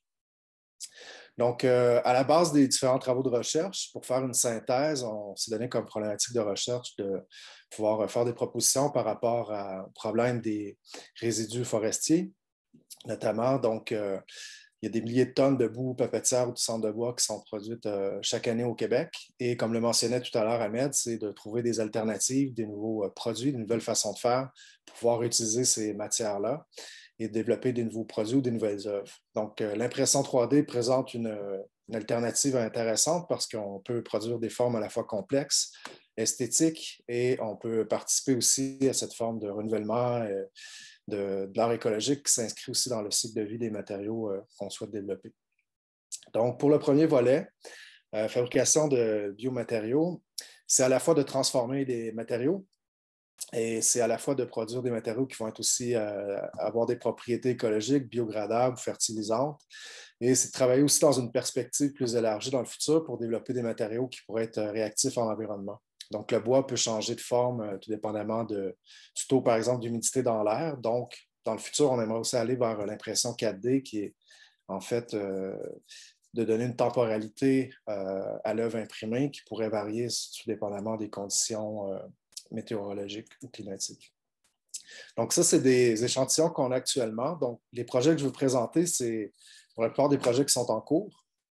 Donc, on a développé notamment deux types de matériaux, dont les premiers ici, c'est à base de PLA. Donc, on a PLA biochar, PLA fibre de bois d'épinette et cellulose microcristalline. Donc, on arrive à imprimer ces matériaux qu'on va ensuite intégrer en cours d'année dans le cadre de projets plus artistiques et design pour produire les œuvres. Donc, c'est par procédé d'extrusion de matière. Donc, à partir du matériel qui est développé notamment dans le laboratoire chez Ahmed de biomatériaux, on va ensuite fabriquer du filament qu'on va pouvoir utiliser pour produire ces échantillons des œuvres. Une autre technique aussi, d'autres matériaux, c'est à base d'argile. Donc là, on a développé différentes impressions 3D aussi. À chaque fois, c'est d'optimiser les paramètres aussi d'impression. Et là, on est arrivé avec des résultats concluants aussi pour remplacer ce qu'on appelle la terre papier en art et design. Donc, on a réutilisé ces façons de faire pour remplacer le papier par la boue de papier ou la cendre de bois, ce qui donne une texture intéressante, notamment aux œuvres. Et on procède par procédé d'extrusion de matière. Donc, je vais présenter un court vidéo, vous montrer rapidement le procédé. Donc là, on y va en fait couche par couche. On peut varier la dimension de la buse pour avoir un certain niveau de précision. On doit aussi optimiser tout ce qui est les paramètres en lien avec la densité du matériel à l'intérieur des sculptures pour pouvoir faire en sorte que tout ça se tienne, parce qu'il y a un effet de gravité qui fait parfois qu'on doit mettre plus ou moins de support dans les pièces. Et là, on est arrivé quand même à un degré de précision intéressant. On imprime à 2 mm et on peut aussi faire en sorte que l'on réduit l'espace entre les couches. Donc, ce sont quelques-unes des œuvres qu'on a imprimées sur lesquelles je pourrais revenir sur les aspects plus conceptuels et symboliques tout à l'heure. Donc, on a fait aussi une autre étape, que je n'ai pas ici les diapos, mais on fait cuire aussi des objets dans le four. Donc, on peut obtenir des céramiques. Donc, ça en est un exemple ici, avec une finition de peinture à la chaux. Donc, c'est d'utiliser aussi des peintures qui sont écologiques. Dans le cas du travail, c'était d'arrimer aussi à la fois travailler à la fois sur cette ingénierie de la nature, mais aussi d'avoir des formes qui témoignent des formes de cohabitation aussi entre les humains et autres humains. Donc, c'est des formes architecturales qui sont à la fois qui proviennent du monde animal et d'objets manufacturés. Donc, de là, on va créer aussi des œuvres qui sont présentées sous forme d'installation. Je pourrais vous montrer un extrait de la vidéo tout à l'heure.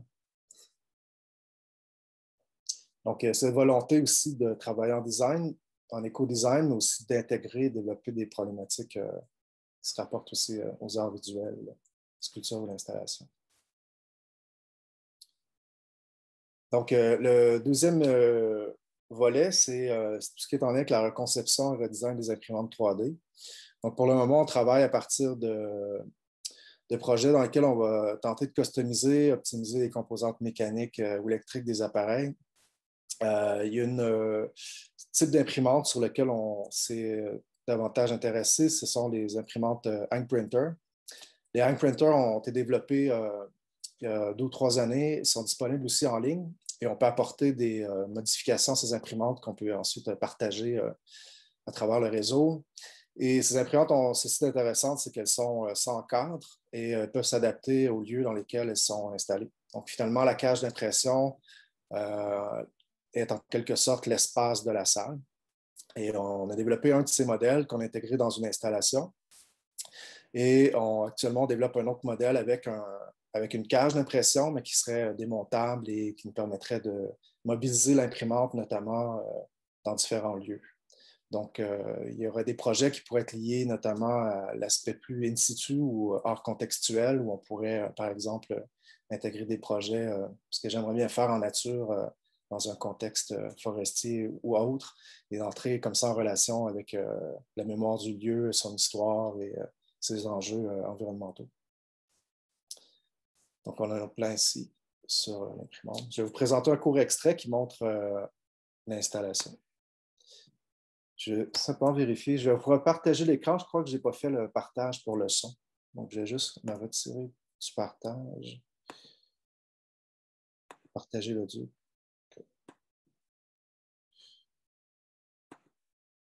Donc maintenant, on devrait avoir le son.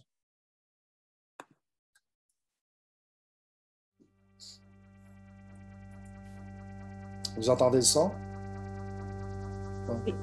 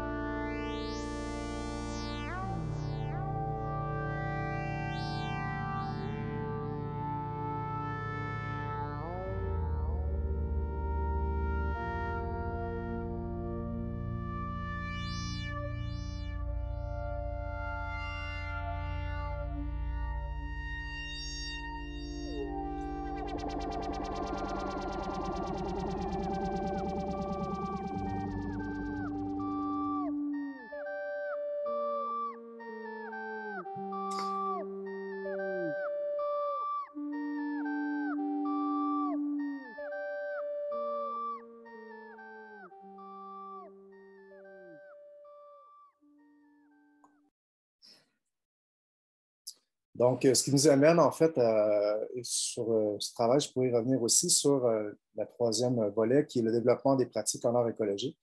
Donc là, l'idée, c'est de développer différentes formes d'expérimentation en lien avec la matérialité, que je considère un mix entre les arts plastiques et les arts numériques. C'est de créer aussi des interactions avec le cycle de vie des matériaux, le territoire forestier et par extension maintenant aussi minier. Travailler aussi avec la mémoire des lieux. Donc, ces lieux-là sont chargés d'une certaine histoire, de certaines problématiques. Enfin, c'est de valoriser aussi tout ce patrimoine naturel et à la fois aussi culturel. Donc, dans les projets en cours, je vais davantage focuser sur des éléments qui sont en lien avec la partie plus recherche-création, qui va montrer le passage aussi entre les arts plastiques et le numérique. Donc, il y avait trois items sur lesquels j'aimerais apporter davantage de précision. C'est d'abord la traduction de données, l'écosystème virtuel et la simulation narrative. Donc, l'idée, c'est à travers ça de pouvoir utiliser des données numériques que l'on trouve en ligne qui sont associées à différentes problématiques environnementales et de développer une forme d'écosystème virtuel, c'est-à-dire faire usage des logiciels de fabrication de jeux vidéo à des fins où on utilise des éléments d'intelligence artificielle pour créer des œuvres qui sont évolutives, qui interagissent avec des données externes en temps réel. Et l'idée, c'est de développer un type de récit qui serait auto-évolutif, autonome et qui serait généré en partie par l'ordinateur et ses interactions avec des données externes. Je procède d'abord par vous présenter la carte, qui est la carte du système. Et je vais vous présenter comment tout ça est lié aussi à l'impression 3D par la suite. Donc ça, en fait, c'est le plan du système informatique. Donc, c'est le design des différents éléments qui le composent. Ce plan est celui de projet L'impossibilité d'une île, à travers lesquels je me suis intéressé à des phénomènes en lien avec les changements climatiques, la migration et l'échange de données.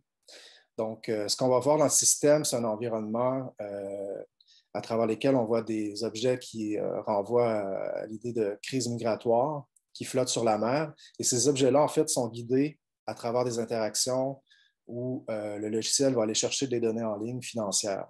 Donc, finalement, la métamorphose et le dynamisme du système que vous allez voir qui est en place est régi en arrière-plan par des flux financiers qui vont faire varier certains éléments du système. Donc, ce qui m'intéressait dans ce travail ou en impression 3D, c'est aussi toute la mémoire qui est transférée à travers un objet. Donc, ces objets-là sont à la fois une impression, mais aussi une empreinte. Donc, c'est de penser la sculpture à travers le flux de données, mais aussi le flux des matériaux et le cycle de vie des matériaux.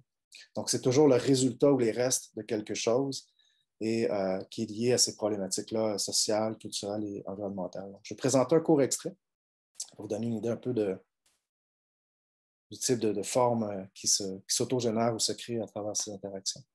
Oups.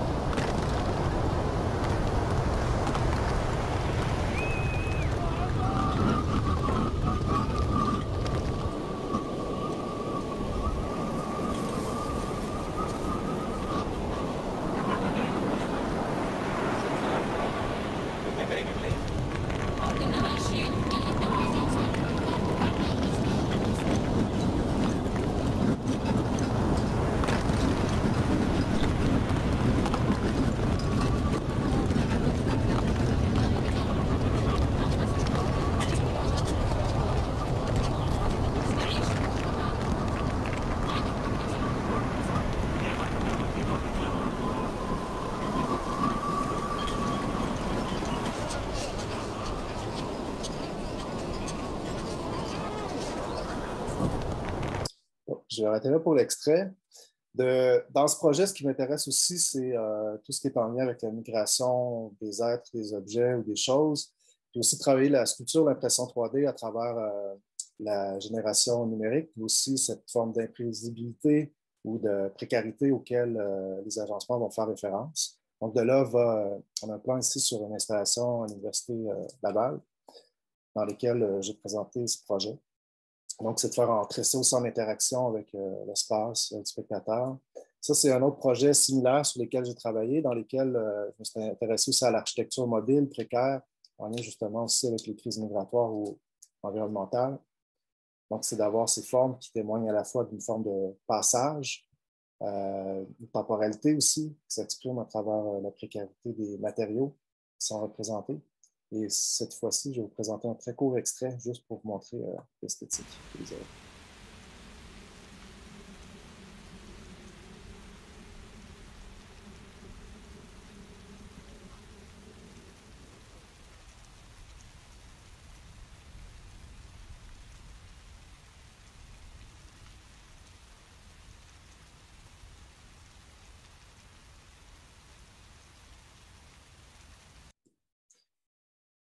Donc, dans ce travail, j'ai fait ce détour pour vous montrer l'origine, en fait, de ces projets qui sont créés à partir de simulations aussi numériques, notamment, et qui renvoient à ces problématiques. Donc, c'est de travailler l'objet à travers une forme de mémoire qui est celle, finalement, des interactions qui se sont produites. Donc, on reconnaît certaines pièces, notamment un parti de valise ou des cabanes, les bidonvilles qu'on a vu dans des pièces précédemment en version virtuelle. Donc, c'est de travailler tout ce passage aussi entre une architecture qui présente à la fois une forme de présence et d'absence. Donc,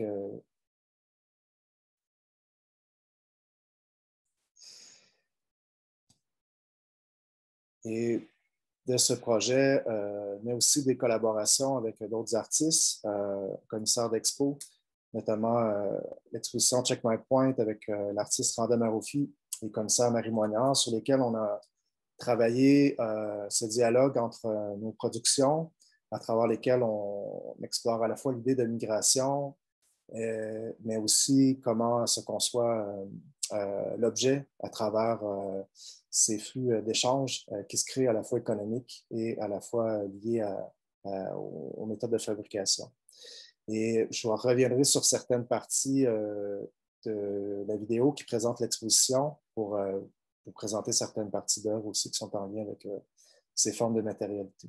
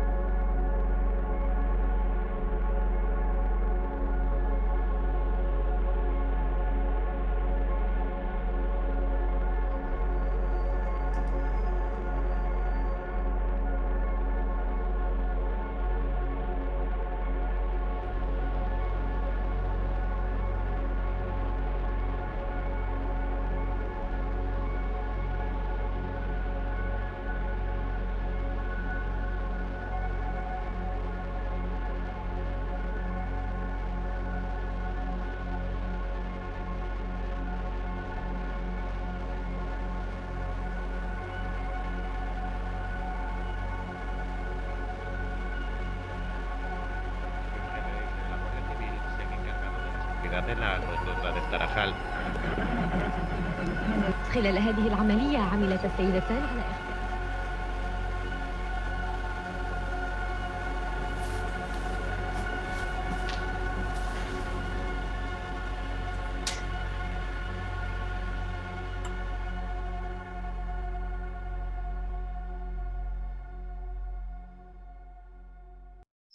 Donc, il y avait aussi dans ce projet, comme vous avez vu, ça, c'est la partie dans laquelle j'ai développé une installation. Donc, il y a toujours l'utilisation des sculptures qu'on a intégrées dans d'autres projets. Donc, il y a cette idée de passage aussi d'une œuvre à une autre. On a développé aussi des matières qui sont plus souples, notamment pour produire les tissus qui sont aussi imprimés en 3D. Et dans ce projet, c'était de travailler avec des matériaux, notamment l'argile, mais aussi qui intègrent des résidus industriels de cendre de bois, et de développer à travers la matérialité une forme de décomposition dans le temps. Donc, l'œuvre était présentée sur une période de 2 mois et il y avait une dégradation qui était visible de jour en jour, de semaine en semaine, et qui faisait en sorte qu'il y avait des pièces qui étaient détachées littéralement et se fracassaient sur le sol. Donc, c'est montrer aussi le passage du temps ou l'épreuve du temps à travers ces objets et ces matériaux qui sont utilisés. Et l'aspect biodégradable aussi, c'est un élément sur lequel je souhaiterais aussi travailler dans le futur pour produire des œuvres qui seraient, dans le cadre des projets, notamment Audace Nouvelles Frontières, intégrées directement dans la nature. Donc, ça veut dire travailler avec la fonction plus fertilisante ou biodégradable du matériau pour pouvoir réinscrire ces objets-là dans un contexte naturel. Donc, ça serait de faire en sorte que la sculpture serait complètement incorporée à travers l'environnement et pourrait régénérer à son tour ou participer à la régénération des sols. Donc, ça, c'est une des étapes dans lesquelles je peux travailler aussi avec ces projets.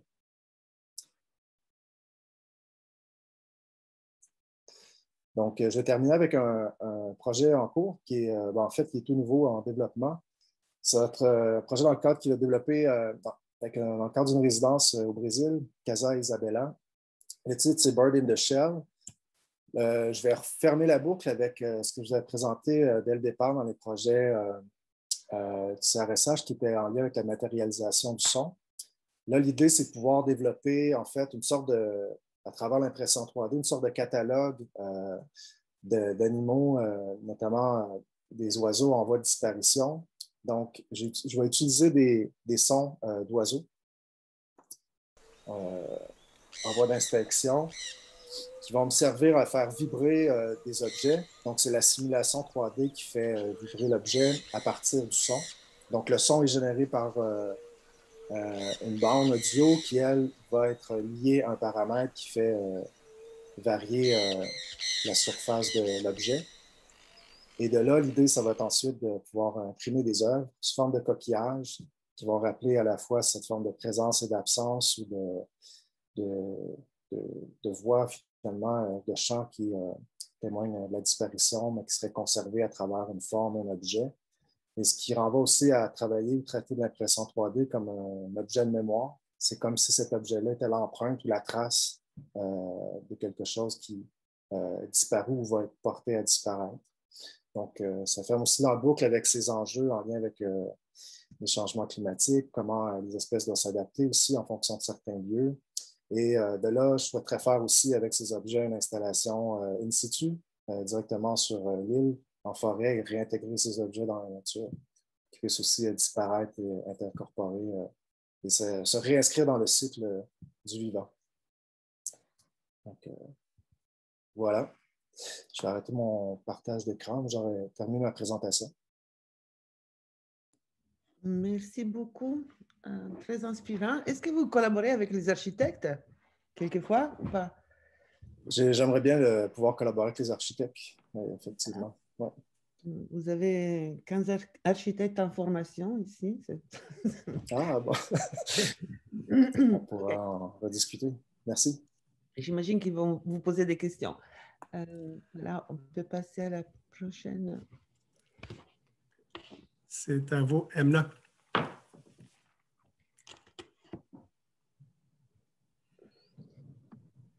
Ok, merci.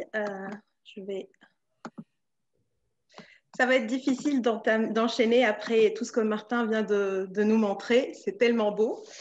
Aujourd'hui, je vais vous présenter donc la valorisation des résidus papetiers comme matière résiduelle fertilisante, effet sur le sol et la réduction des gaz à effet de serre. En fait, c'est une partie, je vais vous présenter deux axes de ma thèse de doctorat.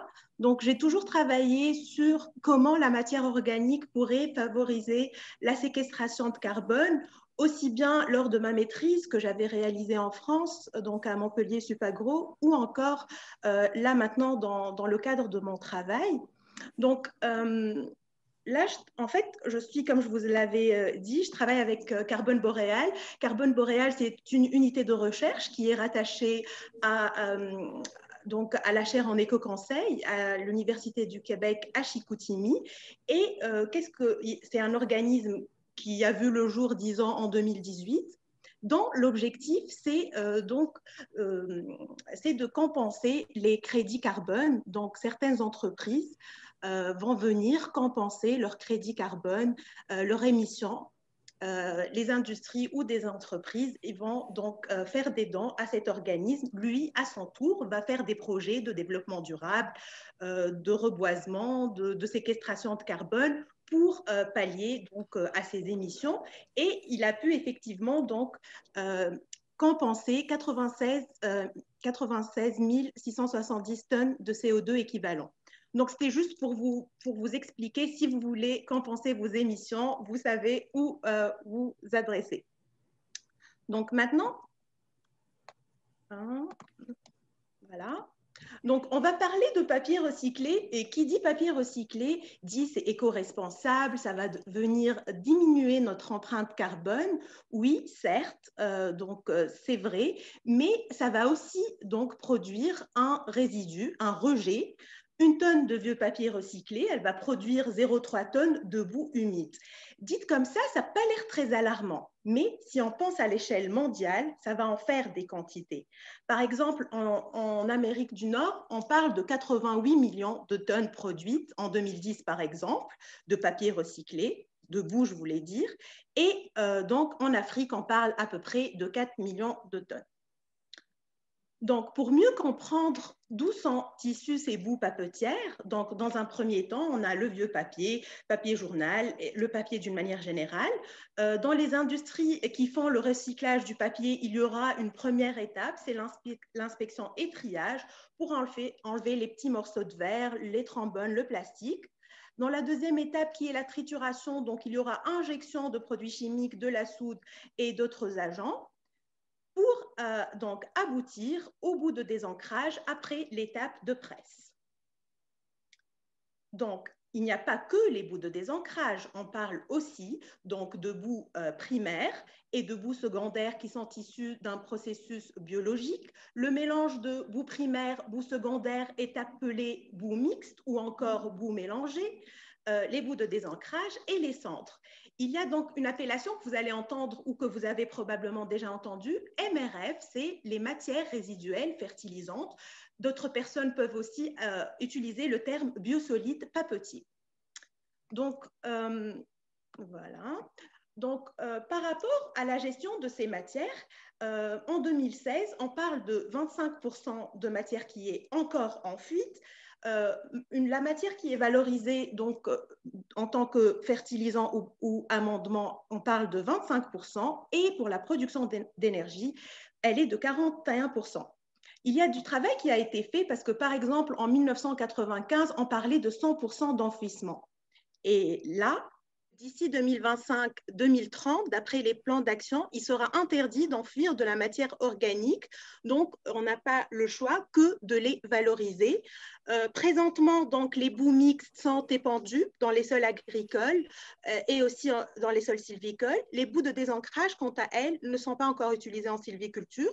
Donc, ça, c'est pour donner une idée. On peut passer à la diapo. Merci. Donc, si on ne valorise pas ces bouts de désancrage, ces boues papetières d'une manière générale, on aura donc des sites d'enfouissement. Vous avez vite passé parce qu'il y a une écriture avant, en dessous de sites d'enfouissement. Donc, les sites d'enfouissement, ils vont être surchargés par de la matière organique.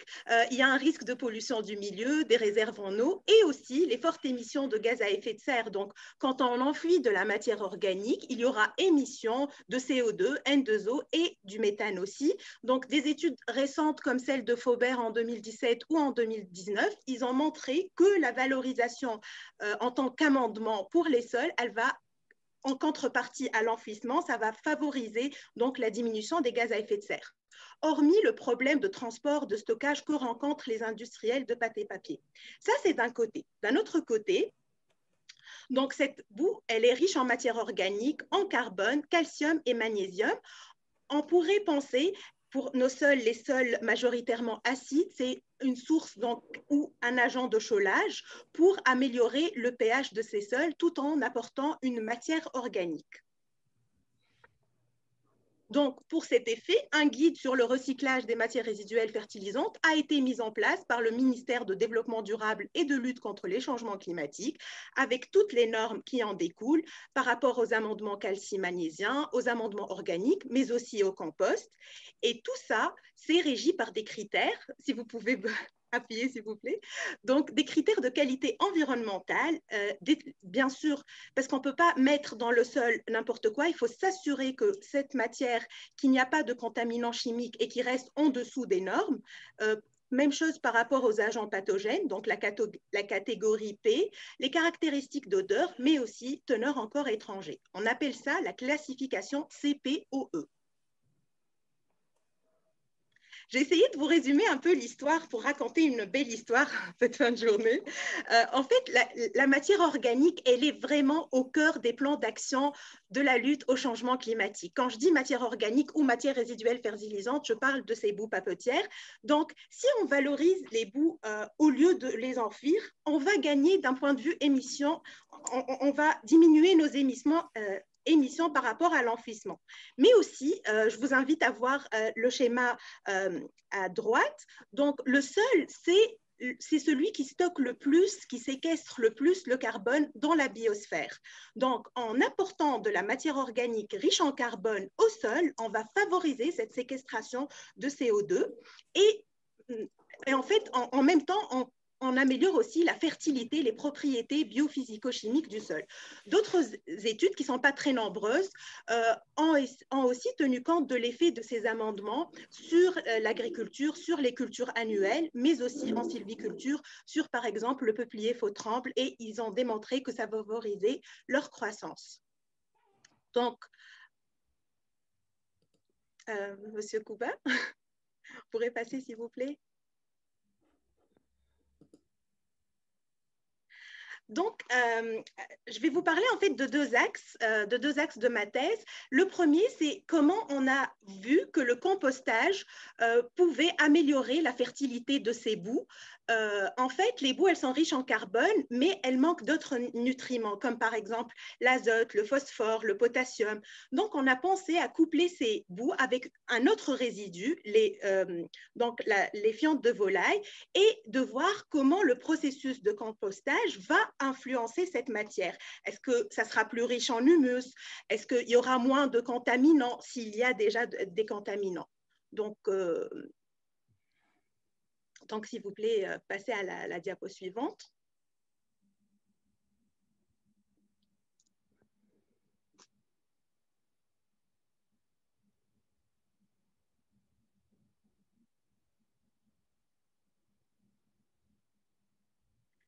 Donc, comme je vous le disais, le compostage, c'était pour réduire le volume. Le rapport C sur N qui est élevé des boues de désancrage, et on a suivi ces paramètres pendant 0, 3, 6 mois, 10 mois et 14 mois. Vous allez me dire, mais 14 mois, c'est beaucoup pour un suivi, mais c'est de la matière linocellulosique. Et qui dit matière linocellulosique, ça va prendre le temps de se dégrader au fil du temps. Ça prend plus de temps donc, que d'autres composts connus comme...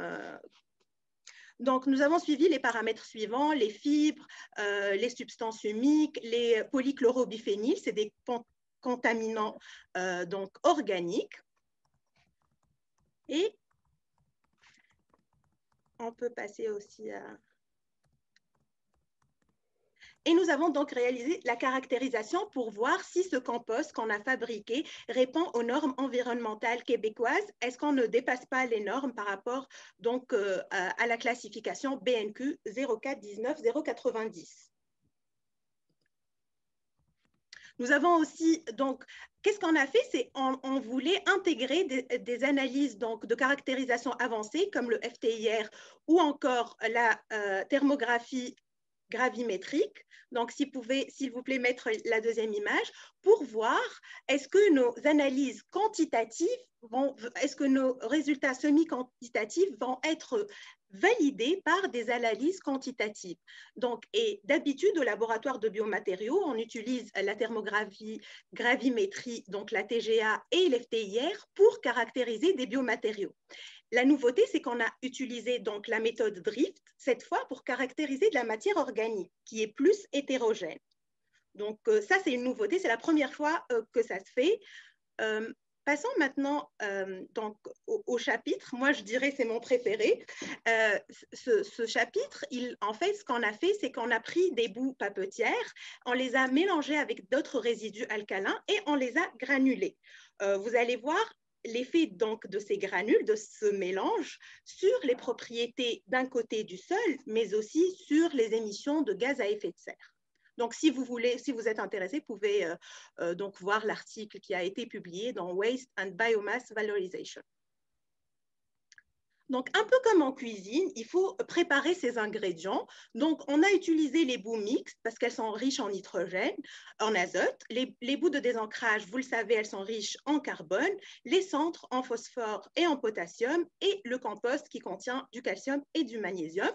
Donc, nous avons réalisé plusieurs formulations. Et nous avons optimisé un procédé de granulation au laboratoire de biomatériaux qui va être donc illustré dans la diapo suivante. Nous avons donc optimisé un processus et fixé donc une humidité à 25%. La température de granulation, ben, ce n'est pas écrit, mais c'est c'est écrit, c'est situé entre 80 et 100 degrés Celsius. Par la suite, on a eu donc nos granules. On a réalisé un essai d'incubation avec la coopération de Centre Agriculture Agroalimentaire Canada pour voir l'effet, comme je le disais, sur le sol, sur la fertilité des sols et sur les émissions de gaz à effet de serre. On a pris les granules, donc on a pris 30 tonnes à l'hectare, donc on a dû faire nos calculs pour ajuster au pot que vous pouvez voir sur la photo. Et par la suite, à chaque jour, je prélevais donc des émissions de gaz. Par la suite, je les analysais dans un chromatographe à phase gazeuse. Pourquoi je vous disais l'épandage, la granulation, c'est vraiment important. Ça devient plus facile de manipuler des granules ou faire un épandage aérien ou par épandeur donc terrestre que de manipuler des boues en vrac humide. En fait, on va transporter de l'eau et ça ne sert à rien. Donc, afin de réduire notre empreinte carbone, de maximiser disons, en tout cas, qu'est-ce que je voulais dire d'autre? Donc, c'est un peu ça. On peut passer à la diapo suivante. Nos granules sont prêtes. Nous avons donc caractérisé les granules. Elles ont tous un pH basique. Quand vous allez appuyer, vous allez voir que voilà, il y a des petits trucs qui ressortent. Donc, c'est des pH basiques. Pour le compost, donc T3 et T4, c'est les valeurs les plus importantes, mais il faut savoir que le pH est intimement lié au pouvoir neutralisant.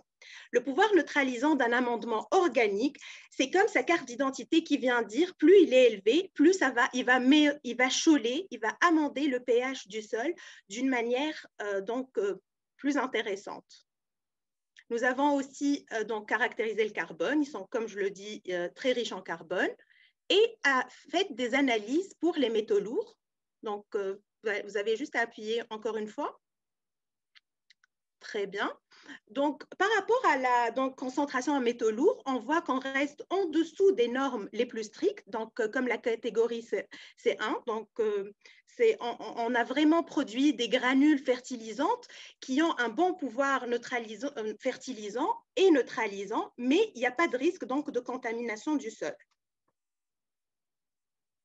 On a aussi évalué l'effet de ces granules sur le pH et là, en fait, c'est à l'axe des ordonnées, donc c'est le temps d'incubation et le pH. En bleu, c'est le contrôle, donc c'est le sol sans amendement. En orange, vous aurez le sol amendé avec de l'engrais minéral.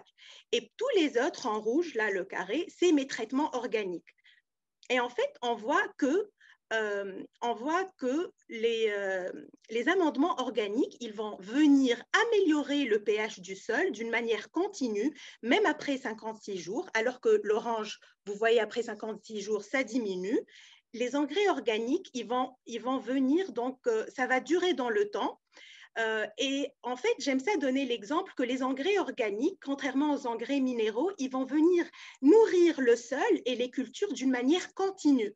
C'est comme si vous donnez à un enfant donc plusieurs repas, ou vous lui donnez c'est un gavage. Et ça, c'est l'engrais minéral. L'engrais minéral, il vient une seule dose et hop, et après, on n'en parle plus. Donc, c'est vrai, l'importance des engrais organiques pour le sol et les cultures. Donc, même chose, donc on a remarqué que nos traitements, ça a amélioré l'activité microbienne des sols. Et il faut savoir que l'aspect microbiologie du sol et micro-organismes, ça va venir expliquer les phénomènes d'émission de gaz à effet de serre. C'est intimement lié. Donc, en comprenant l'aspect sol et les propriétés biophysico-chimiques, nous allons comprendre par la suite pourquoi il y a eu augmentation ou diminution des émissions. Donc, cette courbe, elle illustre la variation de l'oxyde nitreux en fonction du temps d'incubation. En fait, au départ, on voulait tenir compte du priming effect. C'est quoi le priming effect? C'est quand on ajoute de la matière organique au sol, les micro-organismes, ils sont tout contents, ils vont venir donc manger cette matière organique et ils vont libérer les gaz à effet de serre. Et nous, on voulait vraiment ne rien perdre et tenir donc compte de tout ça. Donc, le tableau à droite, il montre que nos traitements, et surtout le T5, étaient capables de réduire 37% des émissions de N2O. Et ça, c'est un excellent résultat. Pourquoi? Parce que le N2O, c'est le gaz le plus polluant, parce qu'on entend tout le temps parler de CO2, mais la capacité, donc le potentiel de réchauffement de l'N2O est 300 fois plus important que le CO2. Mais les calculs se font tout le temps sur le CO2 équivalent. Donc, même chose, on a trouvé aussi que le T4, il contribuait à réduire 10% du CO2. Donc, tout ça, c'est en utilisant des engrais organiques. On peut passer à la diapo suivante. Donc, nous avons ajouté à un sol argileux l'équivalent de 30 tonnes de granules de résidus organiques. Et donc, ce travail, il va permettre, en fait, c'est quoi l'objectif? C'est de minimiser le recours aux engrais chimiques, améliorer la fertilité du sol et atténuer, comme je viens de vous le dire, les émissions de gaz à effet de serre. Donc, on a pu trouver une formulation qui est capable d'atténuer de 37% le N2O. L'aspect pratico-pratique de ce travail, c'est de produire des granules de fertilisation à partir de biosolides papetiers et autres résidus organiques. Donc, l'épandage et le compostage des boues papetières au lieu de leur enfouissement, ça va permettre de réduire les émissions de gaz à effet de serre et la diminution des coûts de stockage et de l'enfouissement pour l'industriel. D'autre part, il y aura aussi création de synergies entre les industries. Le rejet, par exemple, d'une industrie pourrait être exploité comme ressource pour une nouvelle entreprise innovante. Je vous remercie pour votre attention et j'étais capable de le faire malgré toutes les... Merci beaucoup.